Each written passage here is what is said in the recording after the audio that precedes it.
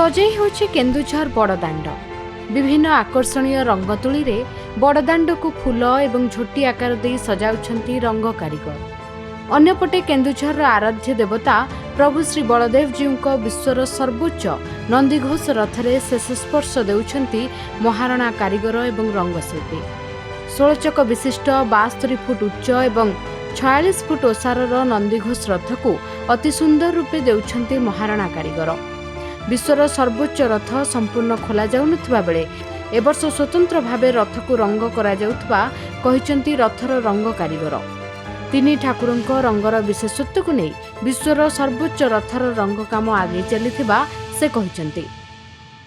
ये आपन नंदीघोष रथ ये 16 चक विशिष्ट ये यार उच्चता होची 72 फुट ओसार 46 फुट रथ ये शाल आउ धौरा गंभारी आमर लगुच शिमिली काठ व्यवहृत होची से जो रथटी तीन ठाकुर चतुर्धा मूर्ति बसुचंदी एथिरे प्रभु बलभद्र आराध्य महादेवी सुभद्रा प्रभु जगन्नाथ प्रभु सुदर्शन ए गोटे रथ विराजमान से रथर टिके आकार आमर बड़ मूलर जो दिन यात्रा हो काष्टर तैयारी सर्वोच्च रथ भाव में मान्यता पाई केन्दुझर श्री नंदीघोष महाप्रभुंकर एक नियारा दृश्य केवल नुह एक नियारा इतिहास एवं संस्कृति या सहित जड़ित ए सन्देह ना।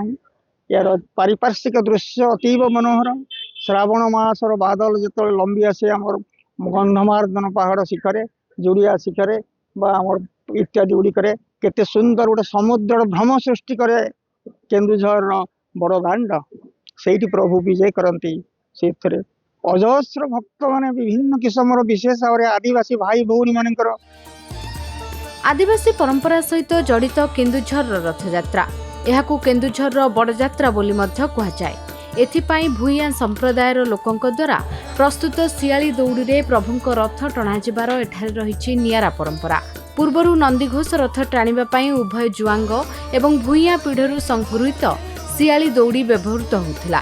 हेले समयक्रमे एहा केवल दौला गाँर भूइयां मानक मध्यरे सीमित होई रहि जाइछि। एथिपाई शुद्धपूत भावे अक्षय तृतीया ठारू निकटस्थ गंधमार्दन पर्वतरे थिबा सियाली लतारू बकल संग्रह करिथांती लोके।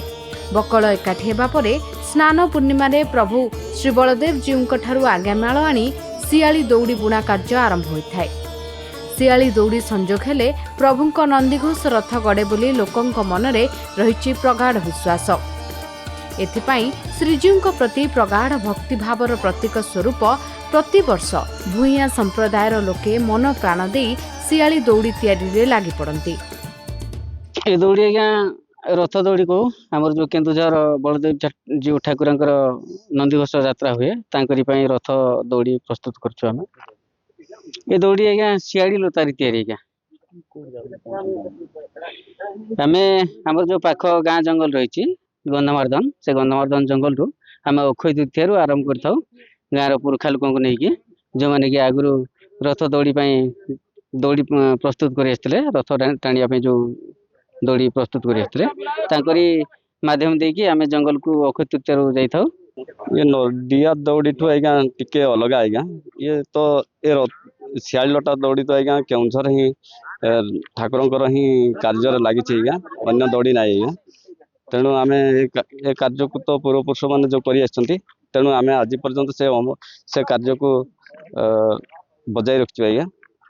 सुंदर अति सुंदर अतीव सुंदर जो सुंदरतार सुंदर तृप्तिर अवसाद ना जिते देखुले नुआ दिशु थी जहाँकि चली आसी आम चिलिका को नहीं कही किंतु आमे कहबू केन्दुझर ए बड़दाण्ड को लेकिन सुंदर तृप्तिर अवसाद ना जिते देखुले नुआ दिशु थी ए वर्षर ए बड़दाण्ड एत सुंदर होती भव्य होती रथ एत भव्य होती कल्पनातीत।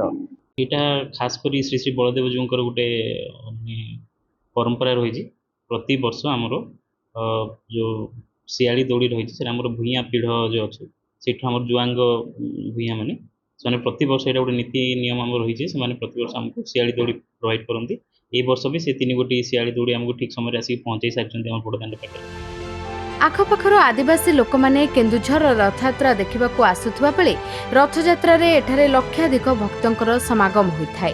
एबे रथ एवं पथ प्रस्तुत हो सारी बेले एबे केवल से मुहूर्त को अपेक्षा केतेबेले चतुर्धा मूर्ति विश्वर सर्वोच्च रथरे विजय होई भक्तों को दर्शन देवे।